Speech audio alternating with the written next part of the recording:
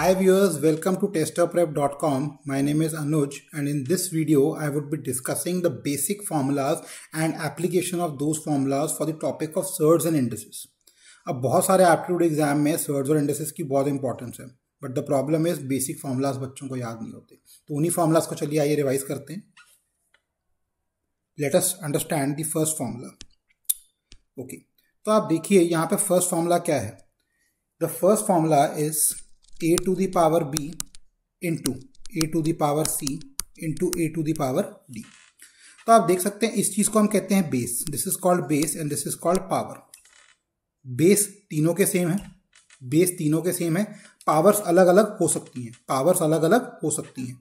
तो जब भी बेसिस सेम हो और पावर्स अलग अलग हो, ठीक है जी, या पावर सेम हो, पावर से कोई फर्क नहीं है, बेस सेम होना जरूरी है। जब भी बेसिस सेम हो, पावर्स कुछ भी मर्जी हो यहाँ पे, तो यहाँ पे मल्टीप्लाई हो रहे हैं, तो my answer would be same as a to the power b plus c plus d। Simply powers को आप क्या कर दीजिए, ऐड कर दीजिए। सिंपली पावर्स को आप क्या कर दीजिए, ऐड कर दीजिए। तो इसी चीज को मैं देख सकता हूं, यहाँ पे मेरे को क्या रखा है 2 to the power 3 into 2 to the power 4।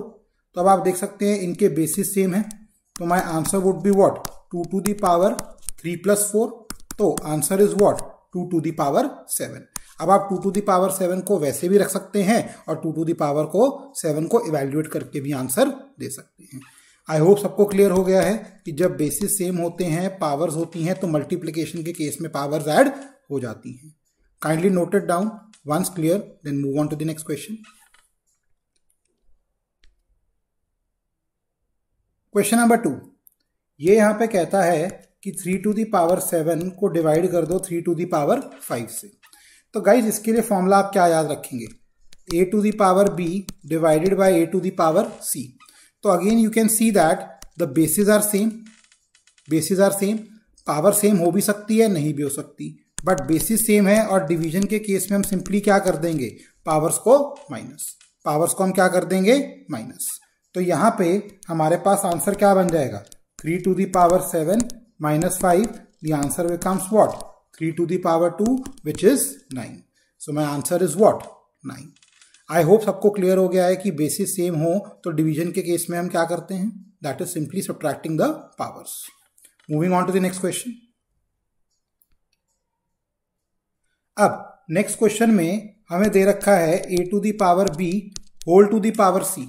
आप देख सकते हैं इसको हमें इवैल्यूएट करना है 4 to the power 2 whole to the power 3।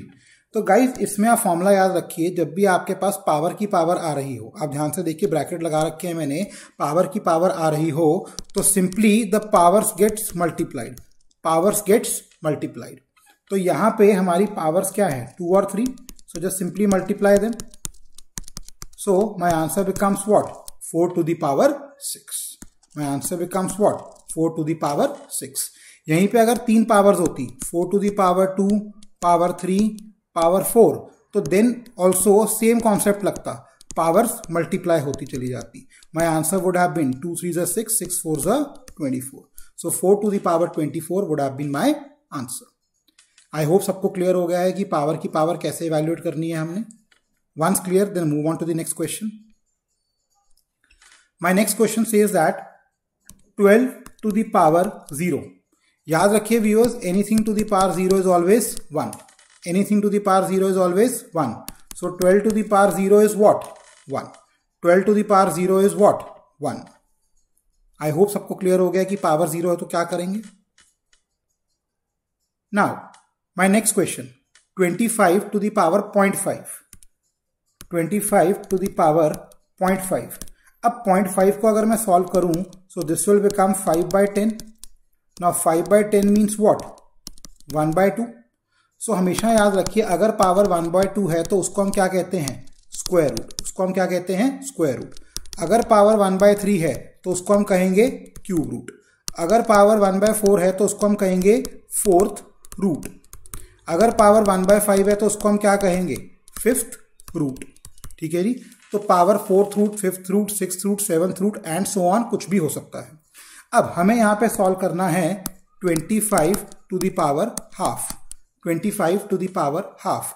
तो इसको हम कैसे सॉल्व कर सकते हैं, 25 को मैं लिख सकता हूं 5 स्क्वायर और पूरे की पावर क्या है 1/2।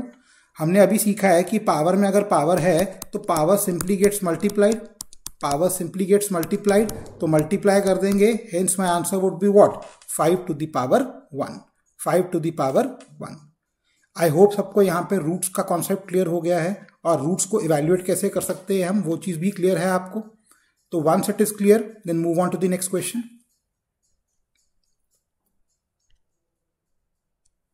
नेक्स्ट क्वेश्चन कहता है find the cube root of 8 square. 8 square, अब क्यूब रूट का मतलब मैं समझा चुका हूं, पावर 1/3। तो सिंपली पावर्स पहले मल्टीप्लाई होंगी, सो this will become 8 to the power 2/3, 8 to the power 2/3। Now this can be written as 2 cube divided by power 2/3। So again power की पावर आ गई, so this will get multiplied, so this gets cancelled, so 2 square, my answer should be what 4। I hope सबको clear हो गया है कि हमने एक ट्विस्टेड क्वेश्चन का क्यूब रूट कैसे निकाला। एक बार यहाँ पे पॉज करके इसको दोबारा समझने की कोशिश करिए मैंने क्या किया, ठीक है। Once it is clear then move on to the next question.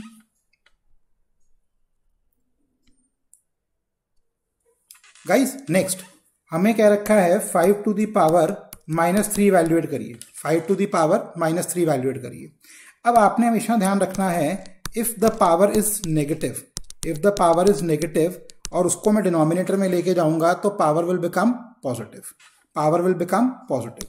और अगर पावर पॉजिटिव है तो if I change it to denominator this will become negative. और अगर पावर डिनोमिनेटर में नेगेटिव है तो न्यूमरेटर में ले जाने पे it will become positive. And if it is positive in denominator तो उसको न्यूमरेटर में लेके जाएंगे तो दिस विल बिकम नेगेटिव। जब भी आप उसको न्यूमरेटर से डिनोमिनेटर में चेंज करेंगे तो साइन क्या हो जाएगा आपका, नेगेटिव से पॉजिटिव या पॉजिटिव से नेगेटिव। जब भी चेंज करेंगे चाहे न्यूमरेटर से डिनोमिनेटर में ले जाइए चाहे डिनोमिनेटर से न्यूमरेटर में ले जाइए, नेगेटिव है तो पॉजिटिव बन जाएगा, पॉजिटिव है तो नेगेटिव बन जाएगा। तो सिमिलरली इसी चीज को हम सॉल्व करेंगे यहाँ पे। अभी यहाँ पे हमें क्या दिया हुआ है 5 to the power -3, तो इसको मैं डिनोमिनेटर में लेके जाता हूं, this will become what 1/5 to the power 3 और 5 to the power 3 होता है 125। सो my answer becomes what 1/125। I hope सबको क्लियर हो गया कि नेगेटिव पावर्स को हम कैसे इवैल्यूएट करते हैं। अब बिफोर आई एंड यहां पे मैं एक प्रॉपर्टी आपके साथ और शेयर करना चाहता हूं जो पीपीटी में मिस हो गई है हमारे से। अगर मैं आपको बोलूं a to the power b into c to the power b, तो आप देख सकते हैं कि यहां पे बेसिस अलग हैं बट पावर सेम है, बेसिस अलग है बट पावर सेम है। तो इस केस में my answer would be a into c whole to the power b। Power same रह जाती है और बेसिस क्या हो जाते हैं, multiply. Let us try to understand how to implicate this property. Let us say 2 to the power 3 into 2 to the power 4. तो इस केस में my answer बेसिस सेम है तो it would be 2 to the power 7. It would be 2 to the power 7. But over here जो property मैंने कही है उसमें बेसिस अलग है। तो let us try to make the basis that is using an orange ink. तो यहाँ पे बन जाएगा 2 to the power, this will become 2 to the power 3 into 4 to the power 3। तो आप देख सकते हैं हमारी पावर सेम है बट बेसिस अलग अलग है। तो इसके अंदर basis will get multiplied and power will remain same. So this will become 2 4 8, 8 का क्यूब, 8 का क्यूब कितना होता है जी 512। सो इस पार्ट का मेरा आंसर जो आएगा that would be 512।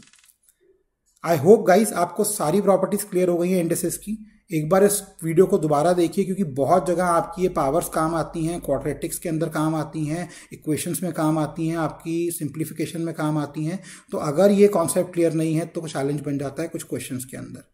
I hope आपको मेरा कॉन्सेप्ट समझ आया इंडिसेस का। Keep on watching, keep on learning. Thank you.